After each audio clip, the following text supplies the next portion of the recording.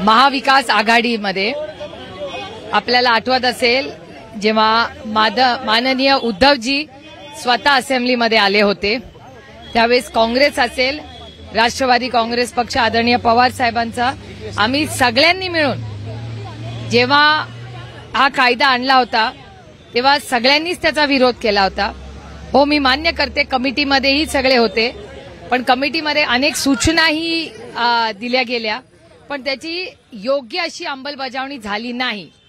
मला एकाच गोष्टीचं आश्चर्य वाटतं या सरकारमध्ये, एकीकडे हे सरकार सातत्याने सांगतंय की आम्ही नक्षलवाद या देशात संपवला असं केंद्र सरकार आणि महाराष्ट्राचं स्टेटमेंट आहे, तर मग जर तुम्ही एकीकडे संपवला म्हणताय मग त्याच नक्षलवादासाठी आता कायदे आहेत आणि चांगले योग्य ऍक्शन घेणारे कायदे असताना हा आणखीन एक नवीन कायदा कशासाठी, हा एक प्रश्न आहे। आणि साधारणपणे सगळ्या समाजामध्ये अशी एक चर्चा आहे, एक समज आहे की हा फक्त आणि विचारवंतांची ही मतं आहेत, काय फक्त राजकीय विषय नाही हा।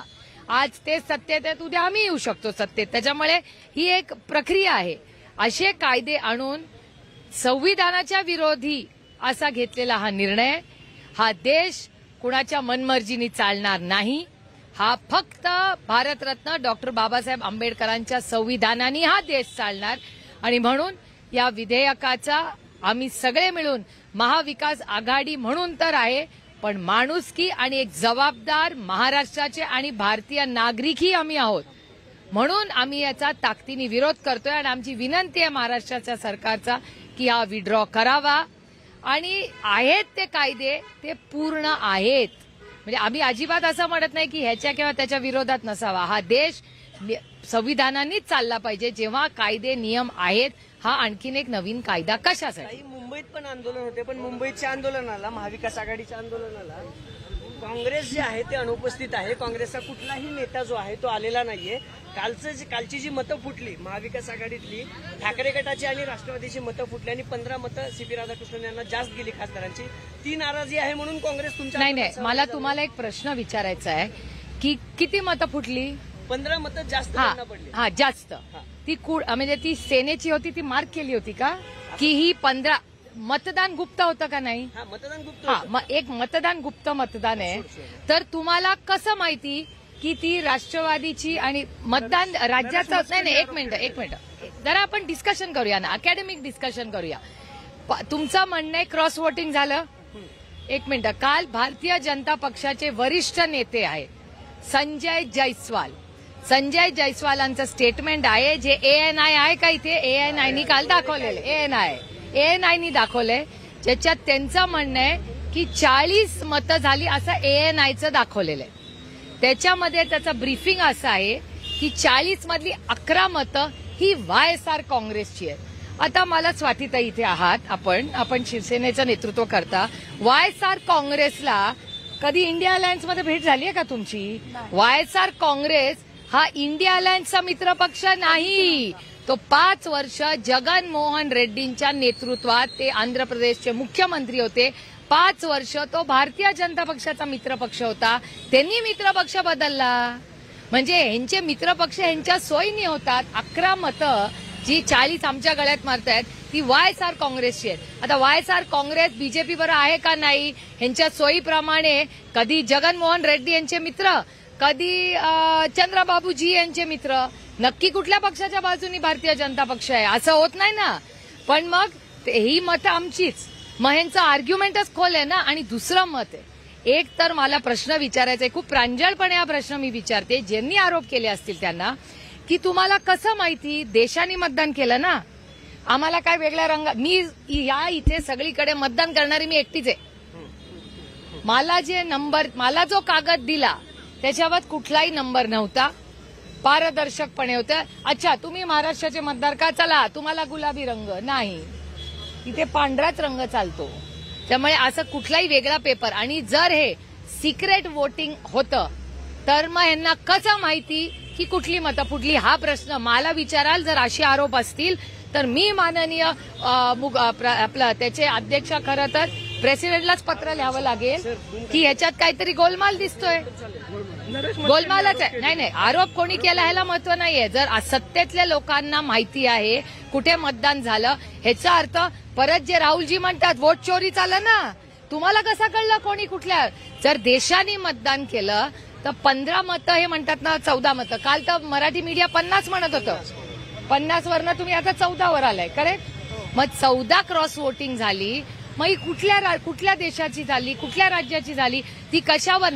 म्हणजे जर गद्दारी केली ती फक्त मराठी माणसांनी केली असा आरोप करायचा का त्यांना? संजय राऊत पण आज काय म्हणाले की कोण कुणासोबत लॉबीमध्ये चहा पित होता, आम्हाला माहिती आहे, मतं फुटली आहेत आमची, असं संजय राऊत म्हणतात. नाही, माझं वैयक्तिक मत आहे, मला माहिती नाही कुणाची मतं फुटली आहेत. एक तर कारण का काश्मीर टू कन्याकुमारी मतदान झाले, 14 मतं जर फुटली आहेत तर ती कशावरनं महाराष्ट्राची फुटली आहेत? आणि सगळं चुकीचं काम आहे महाराष्ट्रच करणार आहे, असं महाराष्ट्राची बदनामी करतात देशामध्ये. काय दुसरा कोणी फुटू शकत नाही. आणि आमची फुटली तर फुटली, त्यांची चूक होऊ शकते. 15 मतं वाया इनव्हॅलिड आहेत. भारतीय जनता पक्षाचेच लोक म्हणत आहेत की त्यातली 10 मतं भारतीय जनता पक्षाचे. मी नाही म्हणते, भारतीय जनता पक्ष म्हणते 15 मतं इनव्हॅलिड आहेत, त्यातली 5 आमची आहेत असं त्यांचं म्हणणं आहे आणि 10 त्यांची आहेत. बरोबर, मान्य तुम्हाला माझं आर्ग्युमेंट? मग त्यांनी केलं म्हणजे आपलं ते बाबड्या आणि दुसऱ्याचं ते कार्ट, म्हणजे त्यांनी 10 मतं इनव्हॅलिड केली, ते क्रॉस वोटिंग नाही, ती चूक. आणि मला प्रश्न विचारायचा आहे, 3 वेळा प्रशांत दादा 3 वेळा प्रॅक्टिस केली, 1, 2, 3 3 वेळा रिहर्सल केली भारतीय जनता पक्षाने. एक दांडी काढायची होती, असे 10 लोक फक्त एक दांडी. अहो, आमच्या ग्रामपंचायतीला नाही तर कारखान्याच्या वोटिंगला कॉम्प्लिकेटेड मतदान असतं, आमचे लोक कसे मतदान करतात? म्हणजे साधारण मराठी आणि भारतीय माणूस किती हुशार आहे. आणि हे 10 खासदार यांनी चूक कशी केली? 3 वेळा प्रॅक्टिस घेऊन. म्हणजे आम्ही केलं तर क्रॉस वोटिंग, ह्यांनी केलं तर चूक. अरे याचा काय? आणि एवढी मोठी चूक 3 वेळा प्रॅक्टिस घेऊन आणि एकच दांडी, काही कॉम्बिनेशन नव्हतं. त्यामुळे हे जे बोलणं असतं ना त्यांचं, हे हास्यास्पद आहे. मला विचाराल तर फार मोठं आणि सिरियस इलेक्शन आहे, देशासमोर खूप मोठी आव्हान आहे. मला विचाराल तर आजचा सगळ्यात मोठं आव्हान आहे या देशाच्या समोर, आज टॅरिफ्समध्ये काय मोठे बदल होणार आहेत. आणि जर सर्व्हिसेसवर ऍक्शन झाली तर आपण ज्या पुण्यात उभे आहोत त्या हिंजवडीचं आणि खराडीचं काय होणार, हे आपलं आत्ता पुणेकरांचं आत्ता ह्या क्षणाचं आव्हान आहे. ह्या राज्यामध्ये तलाठ्याला मारलं जातं, हा मोठं आव्हान नाही या देशाचं राज्यासमोर. एका तलाठा तहसीलदाराला सोलापूर जिल्ह्यात मारलं जातं, त्याला जेव्हा डिफेंड केलं जातं तो व्हिडिओ बाहेर येतो, त्याच्यावर ऍक्शन व्हायला नको? हे महत्वाचे विषय नाहीत. आणि हे इलेक्शन्समध्ये यांना कळतं कसं? हे वोट चोरीचा शब्द आलाय अशीच तर माहिती बाहेर येते ना, त्यांना कळलं कसं? त्यामुळे मला विचाराल तर आज महाराष्ट्र आणि देशासमोर माझं म्हणणं आहे, यांनी कोणी क्रॉस वोटिंग केलं ह्याची नावं द्यावी, त्याचा प्रूफ द्यावं, नाहीतर या इलेक्शनची इन्क्वायरी झाली पाहिजे. हा माझा पहिला मुद्दा.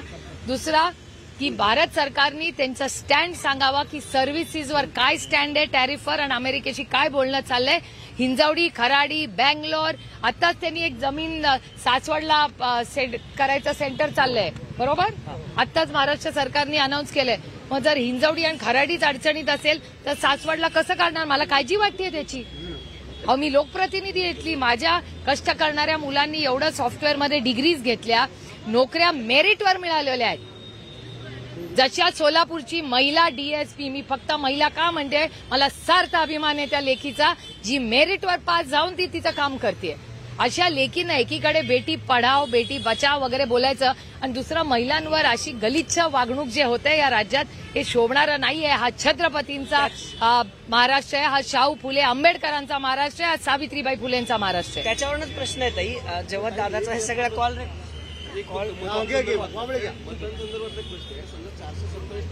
टोटल वोटिंग काउंट होता 100% होता, त्याच्यामध्ये 10 to 15 इनव्हॅलिड तुम्ही म्हणता, ठीक आहे, बीजेपी ते मान्य करते. बीजेपीनीच हे मला ब्रीफिंग सांगितलं कालच्या, मी त्यांच्या एएनआय वर पाहिले. आपण 427 प्लस 10 to 15 त्यातले इनव्हॅलिड वोट करू, प्लस 11 वायएसआर असं काउंट करू, तरी फायनल काउंट 452 होतं. विरोधकांमध्ये मतं शिफ्ट झाली. नाही शक्य आहे ना, मी कुठे नाही म्हणते. भारतीय जनता पक्षाचं म्हणणं आहे की 14 झाली आहेत असं त्यांचं म्हणणं आहे. आता ही कोण आहेत 14? तुम्ही महाराष्ट्राचीच का बदनामी करताय? महाराष्ट्रानेच का केलं? माझं काय म्हणणं आहे, काश्मीर टू कन्याकुमारी सगळ्यांनी मतदान केलं ना, मग क्रॉस वोटिंग महाराष्ट्राने मराठी माणसांनीच का केलं? आरोप कशासाठी आमच्यावर? तुम्हाला तुमचं राजकारण करायचं ठीक आहे, पण महाराष्ट्राची तर बदनामी करू नका. म्हणा ना इंडिया अलायन्सची 15 फुटली, महाविकास आघाडीची 15 फुटली, यांना कसं माहिती? याची इन्क्वायरी झालेला नको. What is the proof? Maha Vikas आघाडीवर तुम्ही आरोप करताना की 14 फुटली, व्हॉट इज द एव्हिडन्स? मग आमची काय, आम्ही मतदान करताना आम्हाला काय मार्किंग लावलं होतं का? मग हे चुकीचं आहे, वोट चोरी म्हणतात त्याला. हेच कारण काय? हे दोन गोष्टी आहेत. या इलेक्शनला व्हीप नाही, करेक्ट आहे. आणि या इलेक्शनमध्ये दुसरी महत्वाची गोष्ट की हे सिक्रेट बॅलेट आहे. सिक्रेट बॅलेटमध्ये आता आम्ही दोघी मतदानाला गेलो का, आम्ही दोघींनी कुणाला मतदान केलंय फक्त आम्हाला माहिती ना. माझं स्वातीताईंना नाही, स्वातीताईंचं मला नाही. मग हे कसा आरोप करतात की यांचीच फुटली? याच्यावर मी कुणाशीही कुठेही बसून कुणाशीही चर्चा करायला तयार आहे. ताई, तुम्ही जे IPS अधिकाऱ्यांचं विचारलात ना, त्यात ज्यावेळेस हा सगळा व्हिडिओ व्हायरल झाला, दादानं स्पष्टीकरण दिलं, भाषेचा मुद्दा तो समोर आला. काल सीएमनी पण काहीतरी रोष व्यक्त केला, तुम्ही पण ऐकलं असेल. त्यानंतर दादानी सगळे कार्यक्रम रद्द केलेत. काल राष्ट्रवादीचा ना वरळी डोमला बैठक होती, दादा गेले नाहीयेत. सुनील तटकरेंच्या अध्यक्षतेखाली बैठक झाली. आज दिवसभराचा दौरा रद्द आहे. ऑफिशियली असं सांगण्यात येतं की दादांची तब्येत खराब आहे. महायुतीत या सगळ्यांमुळे दादांना टार्गेट केलं जातंय, कारण दादाचेच मंत्री काही दादाच्या विरोधात स्टेटमेंट केलं या सगळ्यावर. हे नाही मला माहिती, कोणाचा अंतर्गत तो त्यांचा प्रश्न आहे. मला लिमिटेड माहिती आहे की ह्या राज्यामध्ये एक IPS जी मेरिटवर पास झालेली मुलगी आहे, ती निष्ठेने तिचं काम करते. दुर्दैव आहे की तिच्या क्रेडेन्शियल्सवर यांनी प्रश्न उपस्थित केले. बस बाकीचे लोक कॉपी करून पास होतील, आम्ही नाही कॉपी करून कधी पास झालेलो. त्याच्यामुळे तुम्ही जे आरोप करता एका सुशिक्षित सुसंस्कृत महिलेवर, जी दुसऱ्या राज्यातून स्वतःच्या कर्तृत्वावर तिचं रँकिंग आहे देशाचं, तिच्या 335वर रँकिंग आहे देशामध्ये. ती कुठला परिवारवाद नाही बाई, ती मेरिटवाली मुलगी आहे, तिला मेरिटवारी नोकरी मिळाली. पहिला मुद्दा. दुसरा मुद्दा, तिथे तिच्यावर पहिला आरोप केला की तुझी डिग्री दाखव. हा म्हणजे हा UPSCचा अपमान आहे, तुम्ही UPSCला चॅलेंज करताय. दुसरा मुद्दा की तलाट्याला ही गैलीत कशी? अरे ती पोलीस आहे, ती कुठेही जाऊ शकते. आता तुम्ही पोलिसांना पण जाब विचारणार की जिथे इलिगल काम करत असतात तिथे पोलिसांनी जायचं नाही? हा कुठला निर्णय? ते पोलीस आहेत, ते कोण? कायद्यानुसार कलेक्टरचा स्टेटमेंट आहे. एक मिनिट पूर्ण ऐकून तर घ्या माझं. घाईघाईमध्ये कधी कधी काय होतं, मिस इन्फॉर्मेशन बाहेर जाते.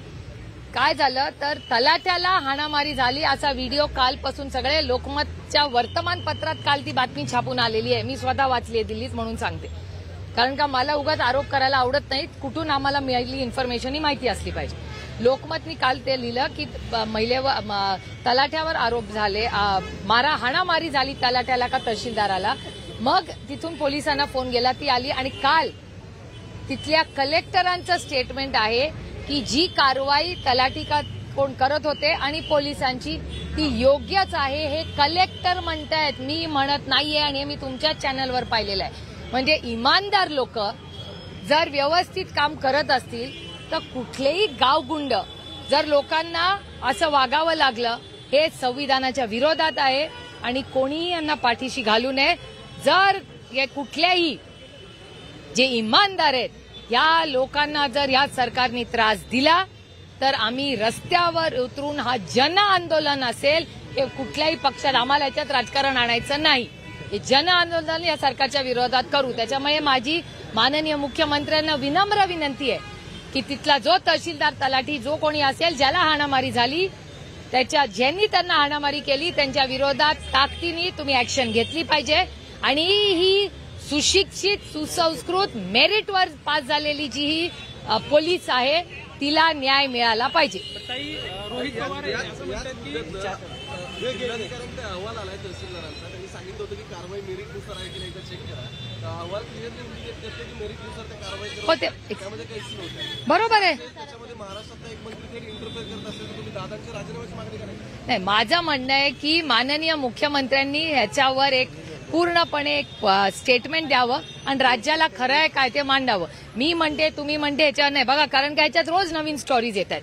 पहिल्या दिवशी सगळे त्या पोलीसच्या विरोधात उतरले. आता जसं एक एक बातमी येते कळतंय की ते पोलीस त्यांचं काम व्यवस्थित करत होते, निष्ठेने आणि इमानदारीने करत होते. या सगळ्याची पारदर्शकपणे इन्क्वायरी झाली पाहिजे. अजित पवार यांची जी हिंदी आहे किंवा त्यांची जी भाषा आहे त्यामुळे गोंधळ झाला आणि त्यांच्यावर मिडिया ट्रायल सुरू आहे आणि भाजप काही लोक पुढे करून ती मिडिया ट्रायल करत आहे. मला याची काय माहिती नाही बाबा. अनुषंगाने अंजली दमाले असं म्हणतायत की रोहित पवारांना अजित पवारांकडे जायचं असेल म्हणून कदाचित त्यांनी असं. ह्याची पण मला माहिती नाही. मला जे खरं झालंय, जे व्हिडिओज तुमच्या सगळ्या चॅनलवर मी पाहिलेत ते मला माहितीये की एका तहसीलदार का तलाठी कोण आहेत त्यांना हाणामारी झाली, गाव गुंडांनी केली. त्यांना वाचवण्यासाठी एक पोलीस तिकडे जाते, ती तिचं काम इमानदारीने करते. त्याच्यानंतर त्याची इन्क्वायरी होते. कलेक्टर म्हणतात की तहसीलदार आणि ती महिला करत होती ते योग्य आहे. इथपर्यंतची स्टोरी सगळी उघड्या डोळ्यांनी सगळ्या चॅनल सोशल मीडियावर आपण सगळ्यांनी, महाराष्ट्राने नाही देशाने पाहिली आहे. कारण का काल मी जेव्हा मतदानाला गेले प्रत्येक जण मला तोच प्रश्न विचारत होता की कायच आमच्या महाराष्ट्रातले आणि दिल्लीतले सगळे जर्नलिस्ट, सगळे हिंदी, मराठी, तेलुगू, तामिळ, पंजाब सगळ्या चॅनल्सनी स्टोरी देशभर दाखवलेली आहे. ताई, विधान परिषदेचं विरोधी पक्ष नेतेपद काँग्रेसला द्यायचं आहे असं भास्कर जाधव यांनी वक्तव्य केलं. नाही, त्याचं मी स्वागत करते. महाविकास आघाडीमध्ये नेहमीच अशा गोष्टी पारदर्शकपणे चर्चा होते आणि एकत्रपणे आम्ही निर्णय घेतो. मालेगाव बॉम्बस्फोटात ज्यांची निर्दोष मुक्तता केली आहे त्यांच्या विरोधात मृत्यूमुखी पडलेले नातेवाईक गेलेले आहेत, मात्र सरकारने याच्यावर अजून काही भूमिका घेतलेली नाही. नाही, सरकारने याच्यावर खूप संवेदनशील विषय आहे.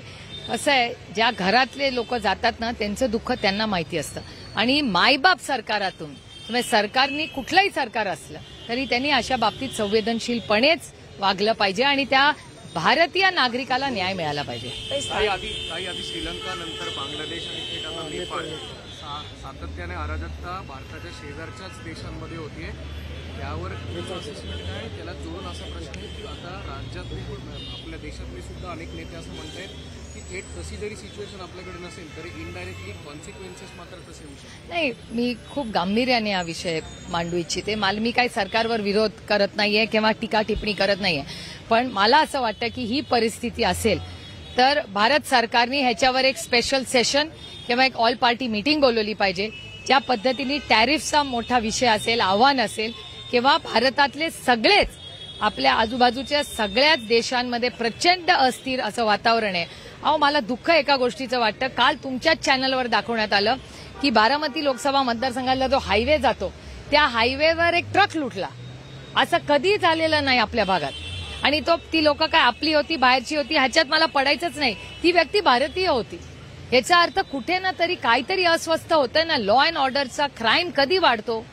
जेव्हा फायनान्शियल आर्थिक परिस्थिती जेव्हा प्रेशर येतं तेव्हाच क्राईम वाढतो. हे काय मी नवीन काही सांगत नाहीये. हा भारत सरकारचा आणि महाराष्ट्र सरकारचा डेटा सांगतो. त्यामुळे मला असं वाटतं भारत सरकारने या गोष्टी फार गांभीर्याने घेतला पाहिजे. इथं पार्लमेंटचं स्पेशल सेशन बोलवा चर्चा करण्यासाठी किंवा एक ऑल पार्टी मीटिंग बोलवून सगळ्यांनी एकत्रपणे, जसे ऑपरेशन सिंदूरच्या वेळेस आपण सगळे एकवटलो भारतीय म्हणून, तशीच आपल्या आजूबाजूच्या परिस्थितीचा काय इम्पॅक्ट या देशावर होऊ शकतो याच्यावर गांभीर्याने चर्चा होणं तातडीने गरजेचं आहे. काही मंत्रालयामध्ये काही लोकांची बोगस इंटरव्ह्यू घेण्यात आली. काय बोगस इंटरव्ह्यू नोकरीला लावतो मंत्रालयामध्ये इंटरव्ह्यू घेण्यात आले मंत्रालयाच्या आत आणि जे इंटरव्ह्यू घेणारे नागपूरचे असल्याचं कळतं. मला हे खरं खोटं माहिती नाही, पण तुमच्याच चॅनलवर एक जाहिरात बघितली की आता मंत्रालयामध्ये जाणं सोपं होणार. काहीतरी डिगी म्हणून त्यांनी ती यंत्रणा, डीजी प्रवेश म्हणून काहीतरी मोठं त्यांनी केलेलं आहे. आता डीजी प्रवेशातच जर घोटाळा असेल तर मला मी माहिती काढून सविस्तर नक्की बोलीन, कारण काही चिंताजनक आहे. या राज्याचे मुख्यमंत्री कुठल्याही पक्षाचे असले तरी आमच्या महाराष्ट्राचे ते मुख्यमंत्री आहेत, त्यांची सुरक्षिततेचा प्रश्न आहे.